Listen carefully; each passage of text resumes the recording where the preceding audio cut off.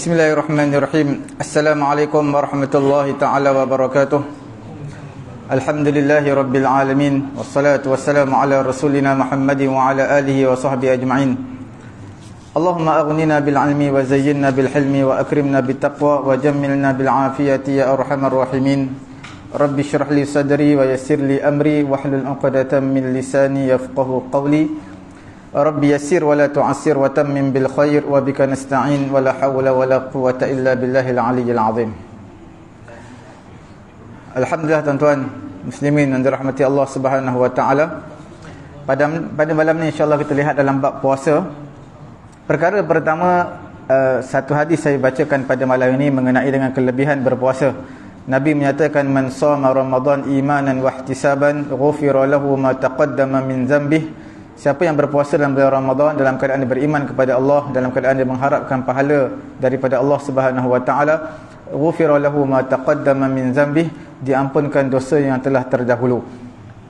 Antara hikmah berpuasa antaranya sebagai wasilah, berpuasa ni sebagai perantaraan untuk kita syukur terhadap nikmat Allah Subhanahu wa taala. Kerana bila kita menahan lapar, menahan dahaga, maka pada ketika itu kita akan terlintas di fikiran kita menjadi orang yang bersyukur. Sebab kita sebelum ni kita boleh makan, boleh minum seperti biasa. Hikmah yang kedua, puasa juga mengajar kepada kita erti taqwa.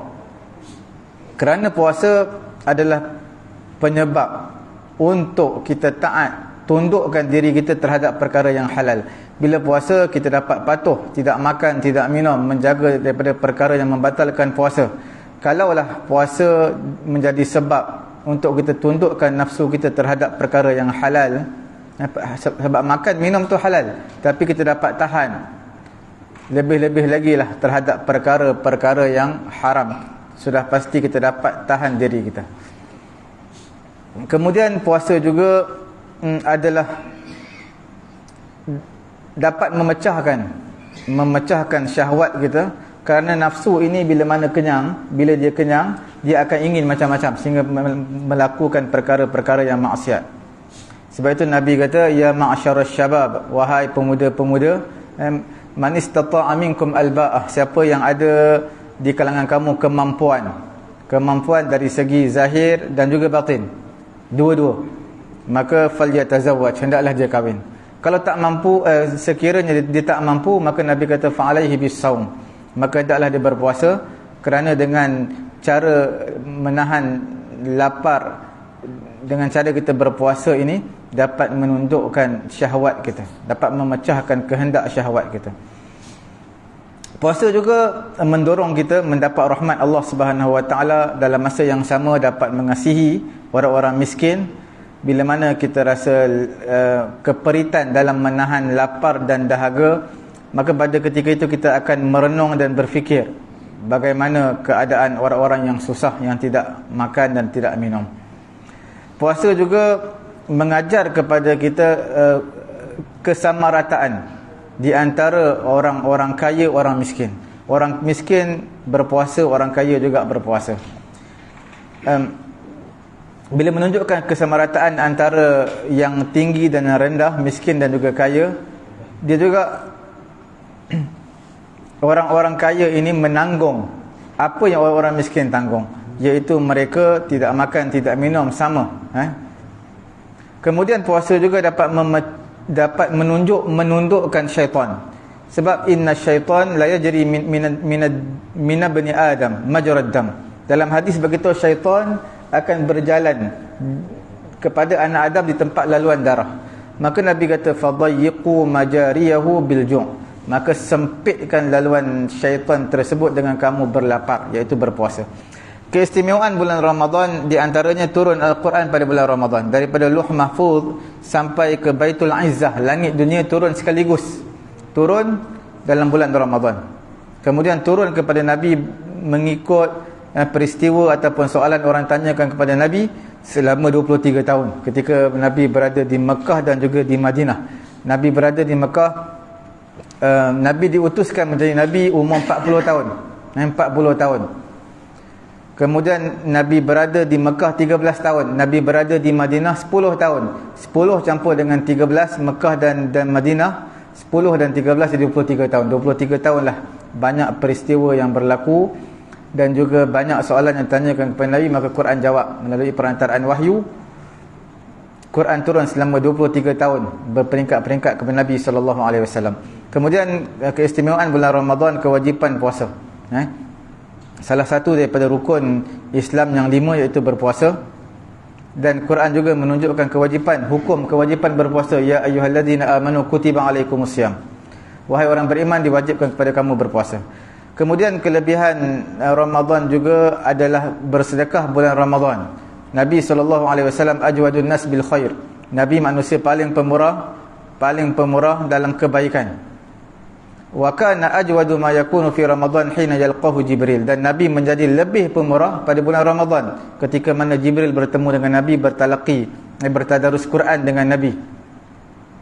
Cuma di saat tahun kewafatan Nabi SAW, Jibril bertadarus 2 kali, bersama dengan Nabi 2 kali khatam.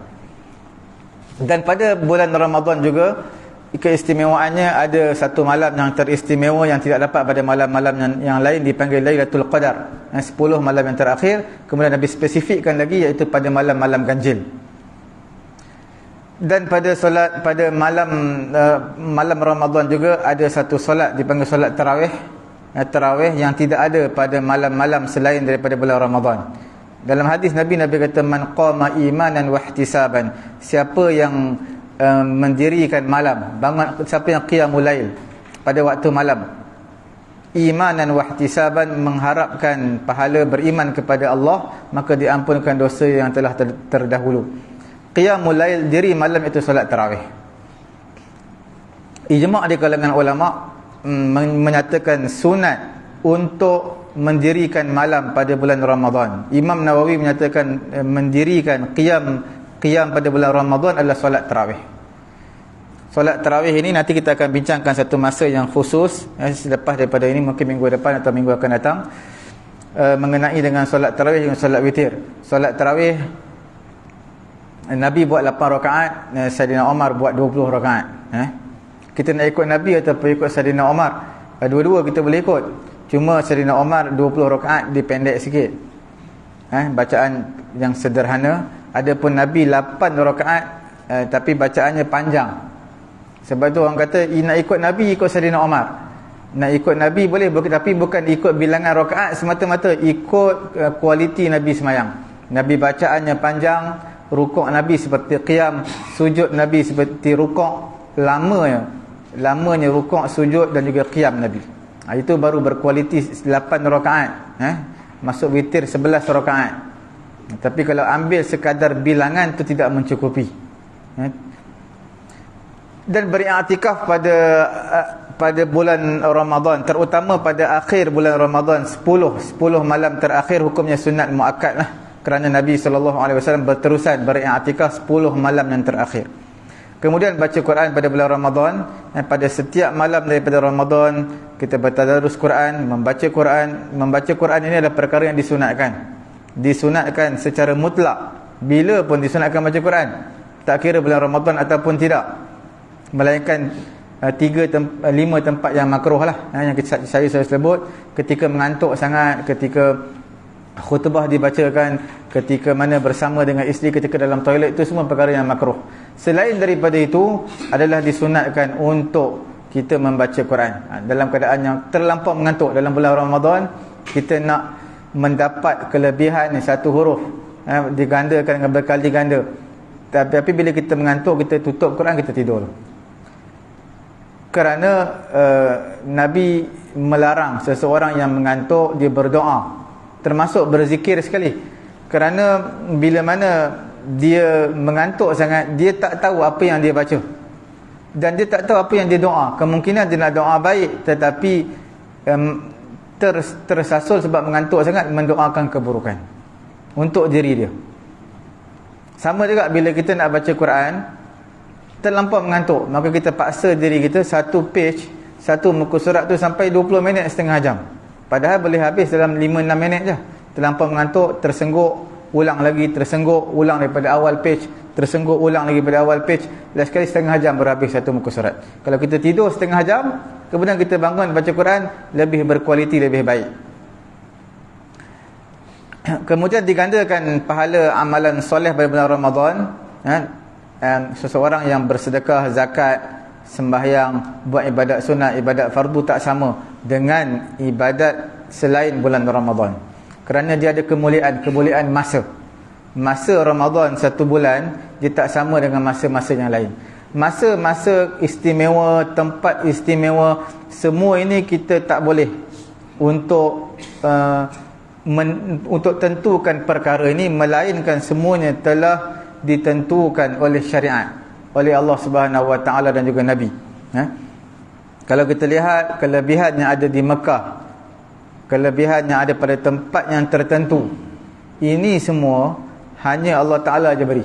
Siapa yang sembahyang di masjid di Baitullah tak sama seperti kita sembahyang dekat surau kita, masjid kita. Sembahyang di masjid Nabi tak sama kita sembahyang kat tempat kita, walaupun bilangan rakaat sama, tapi keistimewaan tempat Allah Ta'ala berikan. Masa pun sama. Masa orang yang menunaikan haji, orang yang menunaikan haji, kita berpuasa 9 Zulhijjah, puasa satu hari diampunkan dosa 2 tahun. Kita puasa sunat Isnin Khamis tak sama dengan kita puasa pada 9 Zulhijjah bagi orang tak menunaikan haji. Ini semua istimewa masa. Masa ni kita tak boleh tentukan. Sama juga masa pada bulan Ramadan sebulan. Kalau kita tak sempat, kita buat pada bulan Syawal. Tidak sama. Bulan Ramadan, keistimewaan yang Allah Ta'ala berikan khusus pada bulan Ramadan, tidak pada bulan yang lain. Kemudian memberi makan kepada orang yang berpuasa lah. Siapa yang memberi, kita puasa tak dapat pahala penuh. Kemungkinan tangan kita ada dosa, mata kita ada dosa, mulut kita ada dosa, ataupun ada kesilapan, kekurangan dalam puasa kita. Kita beri makan kepada orang, kita sponsor makanan lah, beri untuk orang buka puasa, kita dapat pahala puasa orang tersebut penuh, dan sedikit pun tidak mengurangkan pahala orang yang berbuka puasa tersebut. Dan kelebihan umrah juga pada bulan Ramadan. Bulan Ramadan kelebihan umrah adalah sama seperti mana seseorang itu menunaikan haji. Nabi kata umratun fi, menunaikan umrah pada bulan Ramadan ta'dilu hajjatan, seperti mana seseorang itu menunaikan haji. Sebab itu bulan Ramadan package dia agak mahal pada bulan Ramadan, menunaikan umrah, kerana kelebihan ni lah, kelebihan umrah pada bulan Ramadan. Kemudian terutama pada 10 malam terakhir, tiket package dia lagi mahal. Sama juga macam kurma lah. Bila kurma ni, kurma harga dia biasa. Bila mana Nabi sebutkan dalam hadis kelebihan kurma, maka kelebihan nama kurma, seperti kurma ajwah, siapa yang makan 7 biji maka tidak akan terkena sihir pada dia, terus harga jadi melambung mahal. Sama juga bila ada kelebihan umrah dalam bulan Ramadan, dia akan jadi mahal, tiket akan jadi mahal. Kemudian package travel semua akan jadi mahal lah. Nabi menunaikan umrah pada bulan Rajab. Bulan Rajab pun Nabi tunaikan umrah juga, tapi tidak ada kelebihan lah. Kelebihan menunaikan umrah dalam bulan Rajab. Walaupun riwayat yang banyak, dan walaupun Nabi menunaikan umrah dalam bulan Rajab, sahabat Nabi menunaikan umrah bulan Rajab juga, sebab Nabi buat bulan Rajab, tapi tidak ada kelebihan yang tertentu pada bulan Rajab. Pada malam ni insya-Allah kita lihat mengenai dengan rukun berpuasa. Mengenai dengan rukun berpuasa ni, bila sebut tentang puasa fardu ataupun puasa sunat, yang perlu kita tahu adalah tentang rukun. Rukun iaitu ibadat puasa tu sendiri. Syarat sebelum puasa, sebelum rukun. Puasa rukunnya ada 3. Sebahagian ulama tambah 4, iaitu boleh berpuasa. Sebab tak semua tempat kita boleh puasa. Ada yang makruh boleh puasa tapi makruh. Ada yang tak boleh puasa. Ada yang haram berpuasa dan sah. Ada yang haram dan tak sah berpuasa. Seorang isteri puasa sunat tak minta izin suami, sedangkan suaminya ada bersama dengan dia, bukan bermusafir jauh, ada bersama dengan dia, maka minta izin tersebut hukumnya wajib. Kalau isteri puasa juga sah, tetapi berdosa lah. Kemudian ada juga puasa yang tak sah. Kalau puasa pada hari raya, hari tasyrik, Itu semua puasa yang tak sah, haram dan tidak sah. Rukun puasa yang pertama adalah niat berpuasa. Bila sebut tentang niat, dia bukan lafaz, dia adalah lintasan hati, tak disyaratkan pun lafaz. Tetapi dalam mazhab Syafi'i kita disunatkan untuk membantu hati kita untuk niat. Sama macam sembahyang lah. Sembahyang ini bila sebut tentang niat, hanyalah lintasan hati. Sahaja aku sembahyang fardu apa, zuhur ke asar, lintasan hati, tak perlu lafaz. Lafaz dalam sembahyang usalli, sebagian ulama dalam sebahagian mazhab menyatakan hukumnya bid'ah.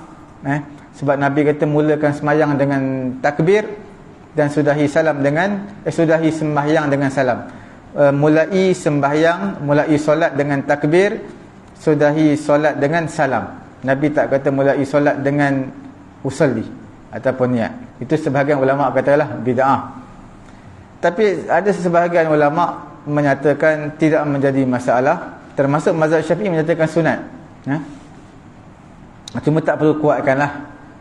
Yang ulama yang marah dan bertegas terhadap perkara ni, terutama imam membaca usalli dalam keadaan menyaringkan suara dia, usalli fardal maghribi, dia menyaringkan suara. Itu ulama tak setujulah. Kerana tempat tersebut dibaca sir, perlahan, usalli fardal maghrib, tak perlu ditinggikan suara. Dan tidak memadai seseorang yang hanya bersahur tapi tidak niat. Dia sahur untuk mendapat kekuatan berpuasa tapi tak niat puasa, untuk mendapat kekuatan berpuasa. Dalam mazhab Syafi'i kita tak sahlah. Niat sahur ni tak sah. Walaupun sebahagian di kalangan ulama menyatakan sah, tapi dalam mazhab Syafi'i kita tidak sah. Dalil mengenai niat ni satu je. Mana-mana dalil semayang ke, dalil niat wuduk, niat semayang, niat haji ke apa ke, semua innamal a'malu bin niyat, iaitu hanya senyap amalan ni dengan niat. Maka dikiaskanlah, dikiaskan ke atas solat. Solat kan perlu niat, zakat pun perlu niat, haji pun perlu niat. Cuma ulama Syafi'i kita kata lafaz ini disunatkan kerana dalam mazhab Syafi'i mereka menggunakan qiyas kepada haji. Nabi lafaz, haji, ketika mana Nabi menunaikan haji, Nabi niat, memang niat wajib. Dalam masa yang sama Nabi lafaz, Nabi melafazkan niat ihram. Sebab itu ulama Syafi'i kata dikiaskan usalli semua ni lafaz kerana dikiaskan dengan haji. Sebab haji bukan sekadar Nabi niat tapi Nabi lafazkan. Semua sebahagian di kalangan ulama selain mazhab Syafi'i mereka menyangkal. Mereka kata qiyas ni selain daripada ibadat. Solat ni dalam ibadat tak boleh qiyas-qiyas. Apa yang ada, yang datang kepada kita, kita ikut. Yang tak ada, maka tak perlu buat. Itu antara dalil lah perbezaan pandangan di kalangan ulama-ulama. Disyaratkan pada puasa fardu, disyaratkan apa? Iaitu niat pada waktu malam. Sebab Nabi kata man lam yujmi asyam qabla al-fajr fala siyamalah. Siapa yang tidak niat puasa pada waktu malam, tidak berazam puasa, iaitu niat puasa pada waktu malam sebelum fajar, sebelum azan subuh, maka Nabi kata fala siyamalah, tidak ada puasa baginya. Disyaratkan puasa fardu ni. Apa maksud puasa fardu? Iaitu puasa bulan Ramadan. Tidak kiralah puasa fardu tersebut tunai ataupun qada. Qada bulan Ramadan pun sama. Puasa nazar pun sama. Puasa istisqa, makna puasa minta hujan. Bila mana kerajaan pemerintah wajibkan masyarakat Islam sebelum keluar daripada solat istisqa keesokan hari semua wajib berpuasa, maka hukumnya wajib dan niat tersebut pada waktu malam. Semua puasa wajib, niatnya pada waktu malam. Waktu malam tu bila? Iaitu selepas terbenam matahari. Bila terbenam matahari maksudnya masuklah waktu maghrib, dan terbit fajar. Sebelum terbit fajar. Terbit fajar ada dua, satu fajar kazib, satu fajar sadiq. Fajar kazib ini sebelum fajar sadiq, dia belum masuk lagi. Fajar sadiq itu makna benar. Sadiq itu benar, kazib itu dusta. Fajar Shadiq baru masuk betul-betul, masuk subuh. Untuk puasa fardu ni tak kira lah, kanak-kanak yang mumayyiz, yang umurnya 7 tahun, 8 tahun, 9 tahun, kalau dia nak puasa fardu, hukumnya sama, walaupun mereka ni tidaklah difardukan puasa, sebab mereka belum baligh. Tapi kalau mereka nak puasa, hukumnya sama, iaitu niat pada waktu malam.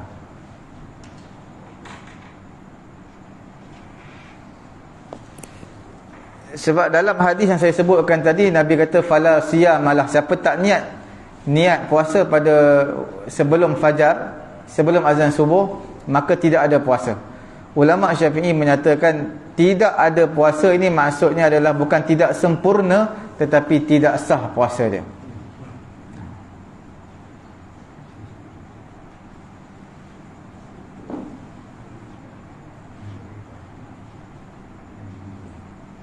Kalau dia sendiri ragu-ragu ketika mana dia bangun tidur, dan ketika niat ni sebelum azan subuh ke lepas azan subuh ni, dia pun tak tahu, sebab dia mengantuk sangat, dia pun tak tahu dia niat bila. Jadi pada ketika itu dia pun tak nak tengok, dia tak tengok jam atau jam dia mati, maka pada ketika itu hukumnya tak sah, kerana hukum asal adalah tidak berlaku niat pada waktunya, tak berlaku niat sebelum daripada fajar. Dia pastikan dulu sebelum daripada azan subuh lah, baru dia niat. Kalau dia tak pasti, maka hukum tak sah niat tersebut, sebab niat mestilah diletakkan pada tempat yang betul. Sebelum daripada itu, suka saya sebutkan juga mengenai dengan kewajipan berpuasa ini adalah ada beberapa sebab lah. Ada disebabkan hisab ataupun ru'yah. Dalam bahasa Arab, ru'yah ni ada dua. Satu dipanggil ru'yah dengan menggunakan hamzah, ra hamzah, waw atas dia ada hamzah. Ru'yah itu bermaksud lihat anak bulan. Ru'yah lihat anak bulan, hisab tu melalui perkiraan. Tapi di Malaysia kita menggunakan imkanur ru'yah, keboleh nampakan anak bulan. Imkanur ru'yah makna keboleh nampakan anak bulan. Difardukan puasa pada bulan Ramadan ini ada beberapa sebab lah. Sebab yang pertama, bila mana telah sempurna 30 Syaban.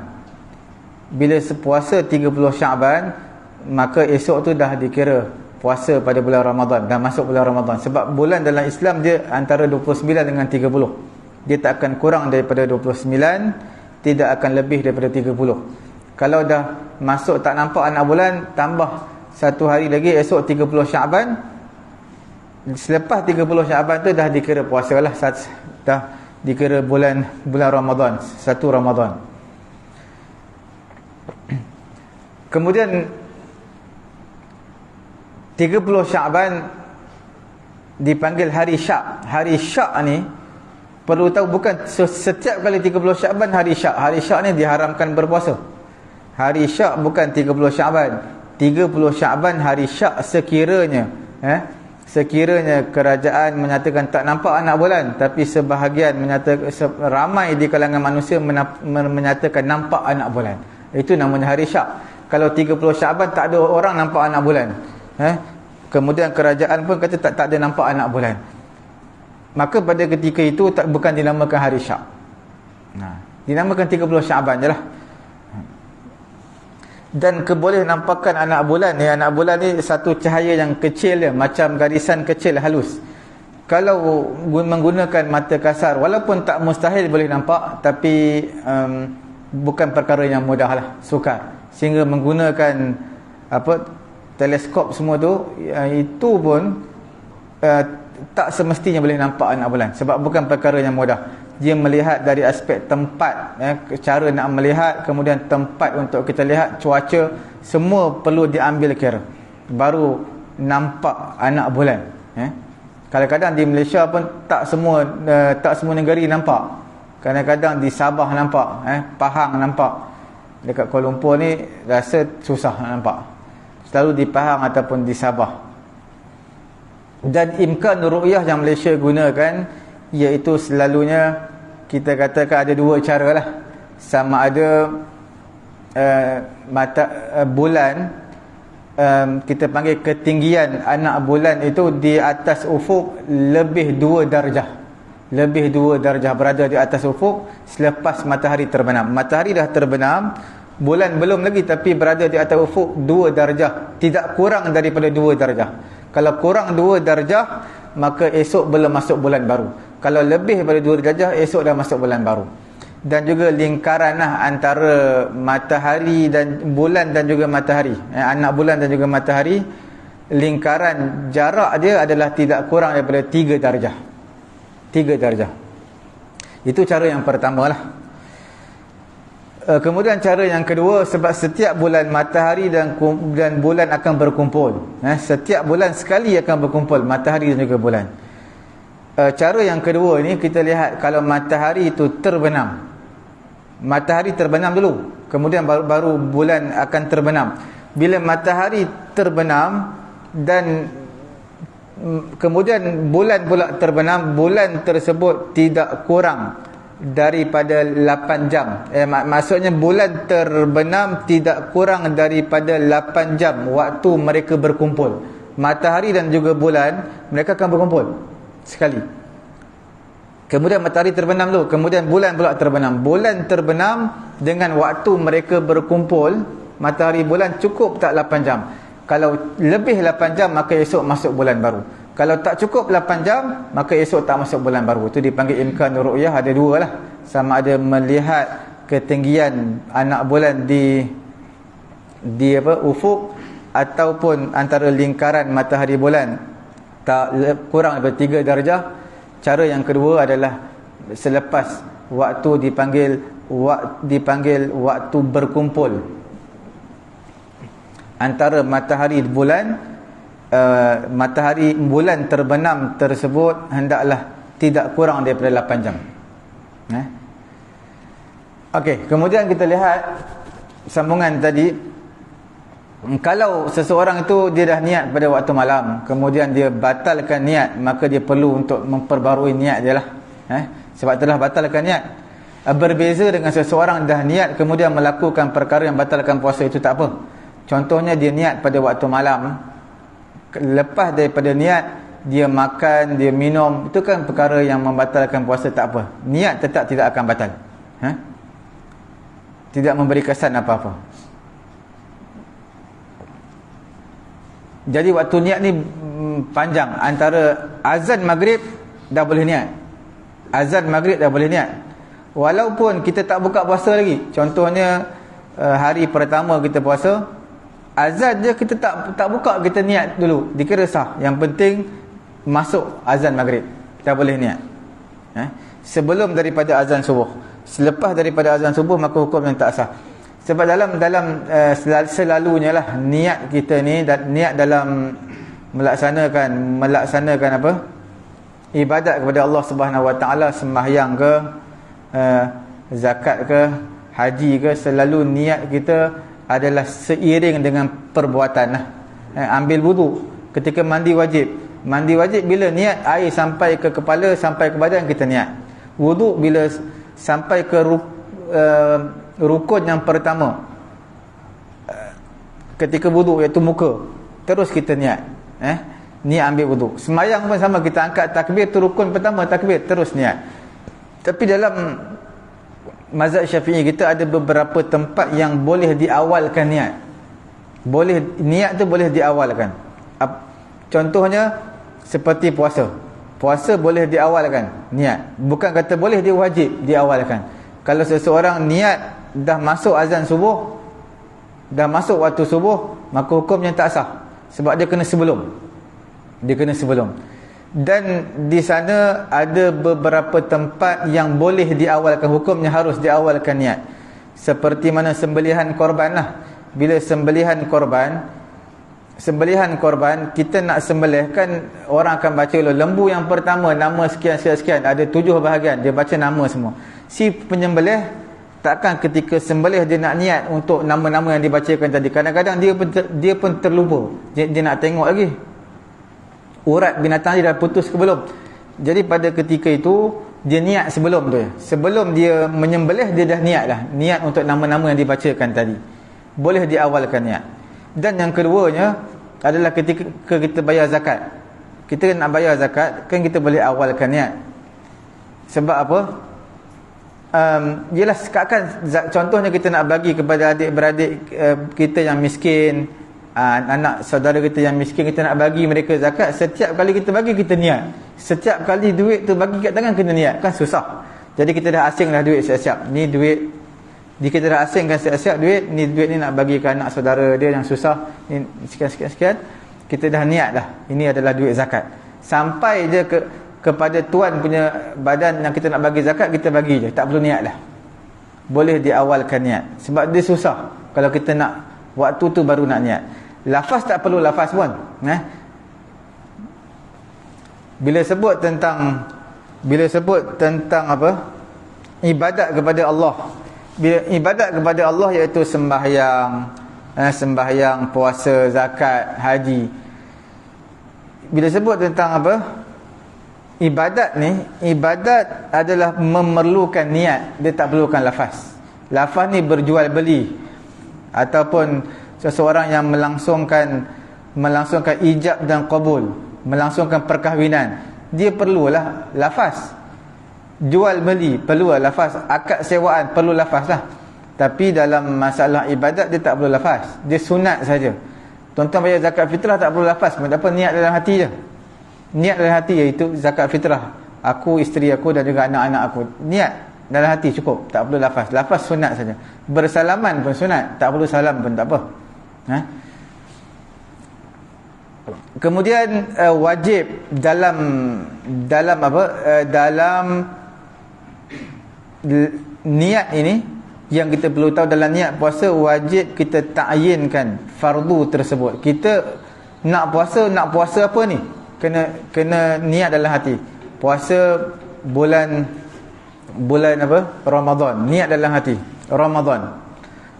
Kalau kita tak niat puasa bulan Ramadan, kita niat puasa fardu saja, maka pada ketika itu adakah hukumnya sah ataupun tak sah?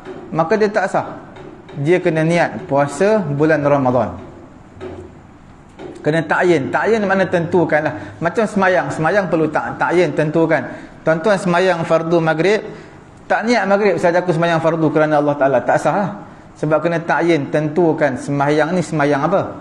Walaupun kita semayang fardu zuhur ke asar ke pada waktu maghrib, kena niat juga maghrib.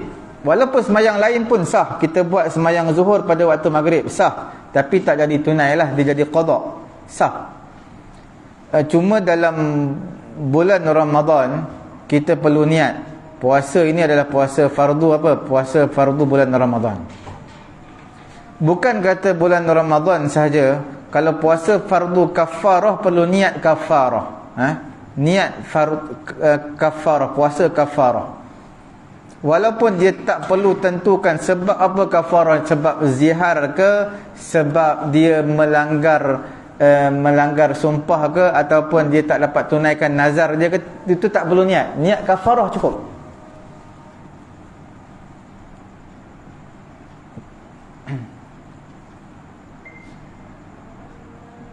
Hukumnya wajib tentukan seperti semayang fardu, kerana dia adalah ibadat yang disandarkan kepada waktu. Bulan Ramadan, puasa Ramadan disandarkan kepada waktu. Kalau dia puasa tak niat bulan Ramadan dia tidak niat, maka tak sah, sebab dia tak sandarkan kepada waktu. Kalau dia yakin ke atas dia ada satu puasa, ada puasa satu hari, tapi dia syak ni puasa qada ke, puasa nazar ataupun puasa kafarah, maka pada ketika itu hukumnya wajib dia niat puasa wajib. Puasa wajib dia perlu niat apa yang dia nak puasa. Puasa kafarah ke, puasa qada ke, puasa nazar, dia perlu tentukan, ta'yinkan. Okey. Kalau tak, maka hukumnya tak sah lah. Sebab dia banyak, dia ada nazar, dia ada kafarah, dia ada qada puasa. Dia perlu tentukan puasa fardu mana dia nak laksanakan. Cuma dalam mazhab Hanafi dia tak perlu ta'yin atau tentukan. Sebab dia kata apa?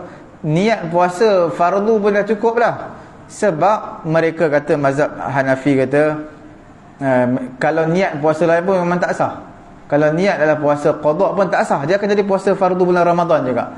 Puasa nazar pun tak sah. Kalau kita niat pun tak sah, memang akan jadi puasa bulan Ramadan juga.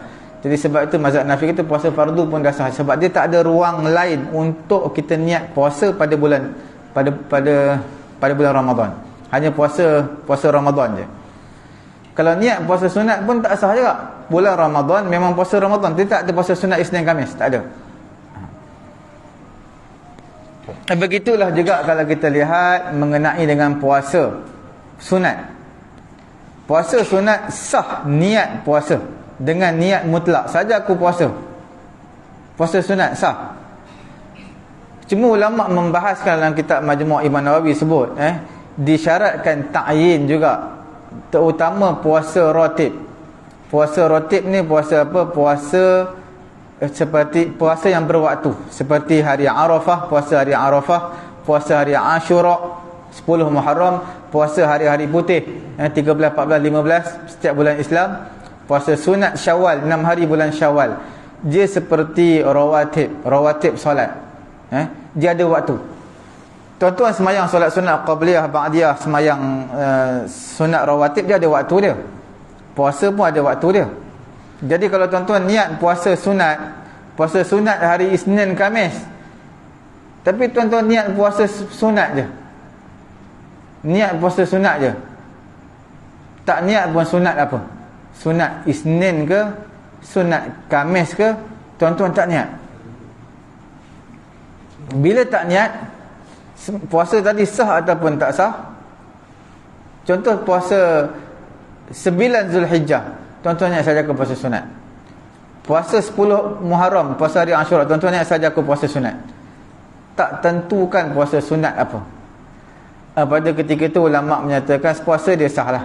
Nah, walaupun puasa ada sebab, contoh puasa istisqa, minta hujan tadi, atau puasa berwaktu seperti puasa Isnin, puasa Arafah, Ashura.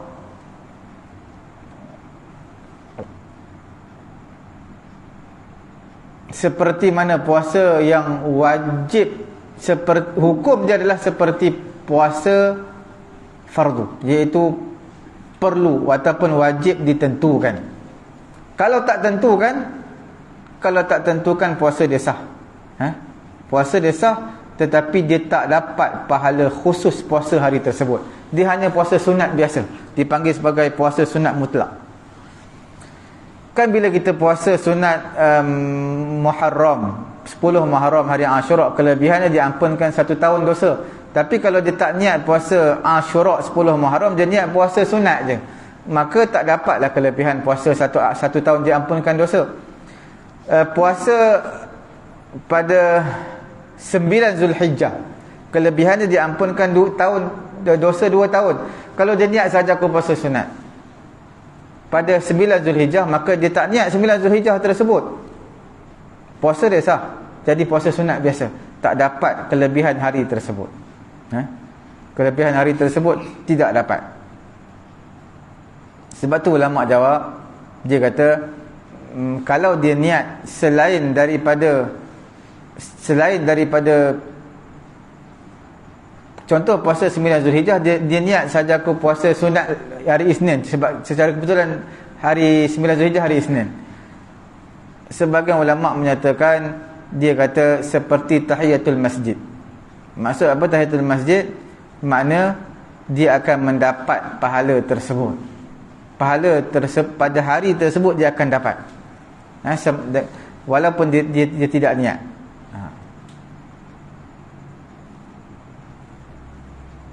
Sebab dia niat puasa sunat lain. Macam saya bagi tahu tadilah, puasa sunat 9 Zulhijjah hari Isnin, dia niat puasa hari Isnin, maka 9 Zulhijjah akan ikut sekali. Tapi kalau niat puasa semata-mata, dia tidak dapat apa-apa. Ini yang disebut dalam kitab Majmu' dan juga yang pendapat yang dipegang oleh Ibn Hajar dan juga Imam Ramli.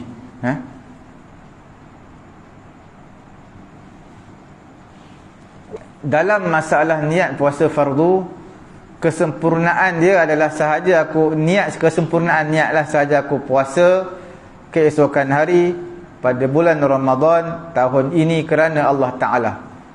Pendapat yang mu'tamadnya adalah tidak wajib, tak disyaratkan, tidak wajib dan tidak disyaratkan untuk niat fardu. Saja aku puasa fardu bulan Ramadan, tak perlu niat fardu tak apa, tapi sembahyang kena, puasa tak perlu. Sebab apa tak perlu? Sebab memang dah jadi fardu lah. Tuan-tuan tak perlu niat, tak niat fardu pun tak apa. Saja aku puasa bulan Ramadan, dah kira sah. Fardu sunat je. Kalau tak niat pun tak apa, sebab memang puasa tersebut fardu. Takkan jadi puasa sunat, sebab dia bulan Ramadan memang akan otomatik jadi fardu. Paling kurang minimum niat adalah sahaja aku puasa pada bulan Ramadan, cukup. Itu minimum niat ya. Yang penting ada puasa bulan Ramadan, aku dan juga puasa bulan Ramadan, jadi dah sah. Niat dia sudah, itu paling minimum lah. Yang terakhir pada malam ini dalam mazhab Maliki, dalam Imam Malik menyatakan dalam mazhab Maliki, kita boleh niat pada malam yang pertama lah. Pada malam yang pertama kita niat 30 hari, kita niat keseluruhan bulan Ramadan kita berpuasa.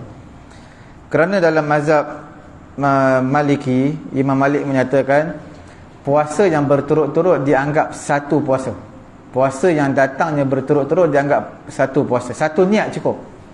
Contohnya puasa pada bulan Ramadan kan berturut-turut, 1 Ramadan, 2 Ramadan sampai 30 Ramadan kita puasa. Jadi sudah cukup dengan satu niat. Begitu juga mereka kata puasa kafarah. Puasa kafarah contohnya puasa zihar. Puasa zihar ataupun puasa menyetubuhi isteri pada bulan Ramadan, dia kena puasa 2 bulan berturut-turut. 2 bulan berturut-turut dia niat sekali saja sudah cukup. Hari yang pertama niat, tu dah memadai sebab puasanya berturut-turut. Kalau puasa langgar sumpah, dia nak puasa 3 hari berturut-turut, itu sekali niat je sudah cukup. Niat hari yang pertama je, dengan syarat dia berturut-turut lah. Tapi kalau dia terpisah, kalau dia sakit, contohnya dia niat puasa bulan Ramadan, kemudian dia sakit. Dalam mazhab Maliki, lepas dia sakit seminggu, lepas dia sihat, lepas seminggu dia dah sihat, dia kena niat balik. Sebab dia dah terputus dengan sebab niat, dengan sebab dia sakit tadi. Atau bagi orang perempuan dengan sebab kedatangan haid, dia kedatangan haid terputus, dia tak boleh berpuasa. Jadi bila dah kering haid dia, dah mandi, bila dah kering haid, keesokan hari dia kena niat puasa, kena niat puasa balik. Begitu juga seseorang yang bermusafir, bila dia bermusafir dia tak puasa. Jadi bila tak puasa dia telah putuskan, tak berturut-turut lagi, dia kena niat balik. Cuma dalam mazhab Syafi'i dan juga mazhab majoriti di kalangan ulama lah, dalam mazhab-mazhab yang lain, mereka menyatakan perlu niat pada setiap malam. Setiap malam perlu niat. Cuma dalam mazhab Hanafi ni mereka lebih luas. Mereka kata siang pun boleh niat lagi. Siang pun boleh niat lagi. Cuma mereka kata sunat niat pada waktu malam untuk keluar daripada khilaf. Sebab di kalangan ulama ada yang kata tak sah niat pada waktu pagi. Dalam mazhab Hanafi sah niat pada waktu pagi. Mazhab Syafi'i kita pun sah niat pada waktu pagi, tapi untuk puasa sunat, bukan puasa fardu. Okey? Sebab apa mazhab Syafi'i kita setiap malam kena niat? Sebab puasa kita berasing-asing sebenarnya. Sebab kalau puasa satu hari pertama kita puasa, kemudian hari kedua kita puasa, batal. Yang batal tu hari yang kedua, hari pertama sah. Sebab tu setiap malam kita kena niat. Malam pertama niat untuk hari pertama puasa. Malam yang kedua niat untuk hari yang kedua puasa. Kalaulah kita tak anggap semua tu satu, kalau dianggap ibadat yang satu, sudah pasti kalau batal je Ramadan yang ketiga kita batal, kita kena qada 1 sampai 3. 3 hari kita kena qada. Tapi tak kita kena qada 1 hari je. Menunjukkan setiap hari ibadat tu berasingan puasa. Jadi sebab tu perlu niat setiap hari. Dalam mazhab Maliki mereka menyatakan cukup satu niat, sebab itu dianggap ibadat yang satu. Itu perbezaan dia lah. Dan kita boleh bertaklid kepada mazhab Maliki, bertaklid kepada mazhab Maliki yang menyatakan boleh niat. Niat dia mudah je lah. Tuan-tuan, niat dalam hati sahaja aku berpuasa bulan Ramadan keseluruhannya. Hanya tambah keseluruhannya je, itu je. Sahaja aku berpuasa bulan Ramadan keseluruhannya. Cukup. Esok hari tunai kerana Allah Ta'ala, itu semua adalah sunat je lah. Yang wajib itu je. Pada awal, pada hari yang pertama saja niat tu.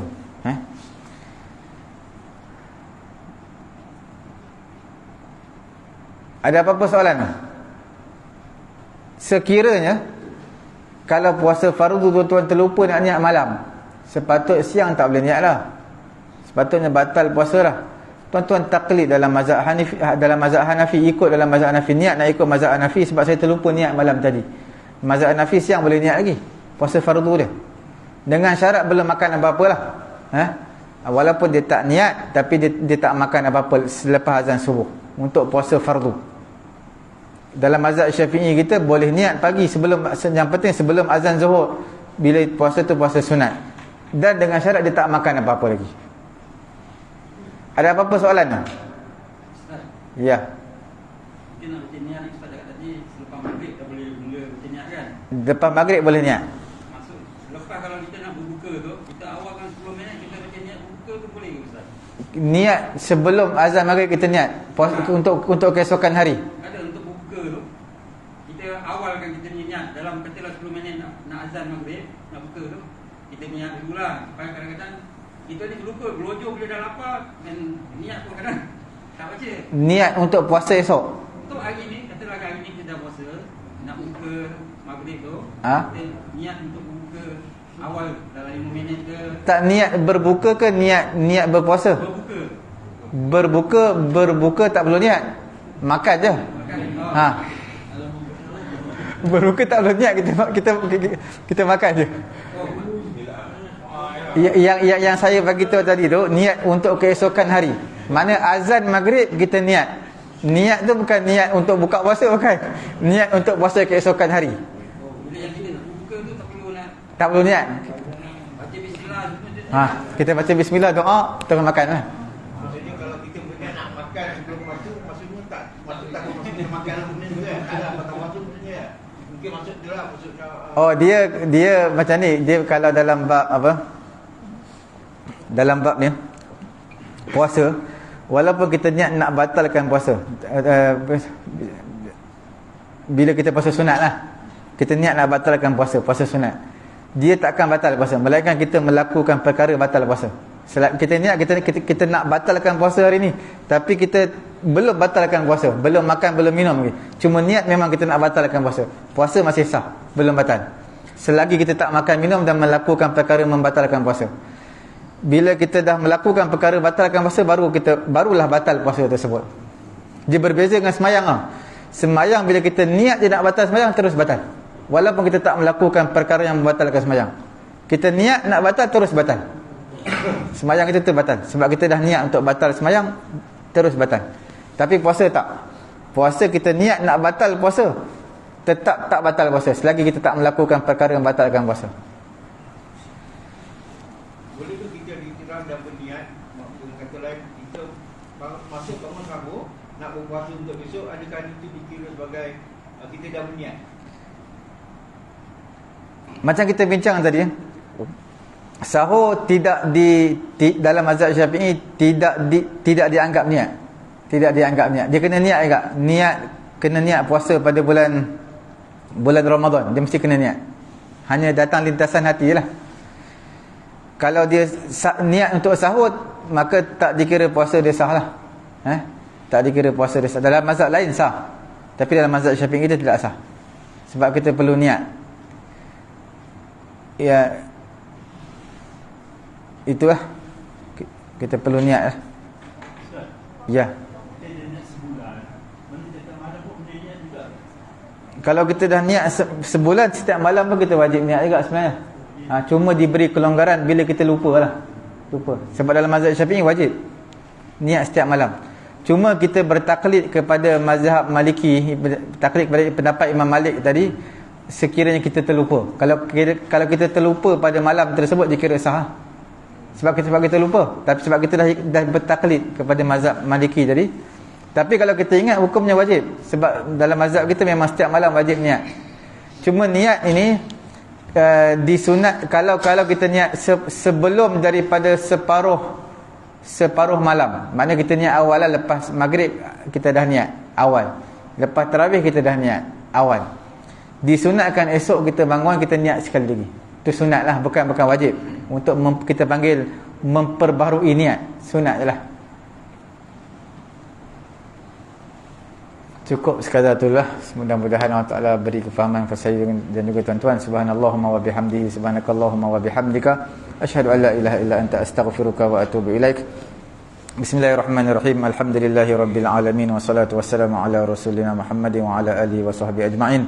Allahumma anfa'na bima 'allamtana wa 'allimna ma yanfa'una wa zidna 'ilma. Alhamdulillahi ala kulli hal wa na'udzu billahi min hali ahli an-nar. Wa sallallahu ala sayyidina Muhammadin wa ala alihi wa sahbihi ajma'in. Alhamdulillahi rabbil alamin. Taqabbalallahu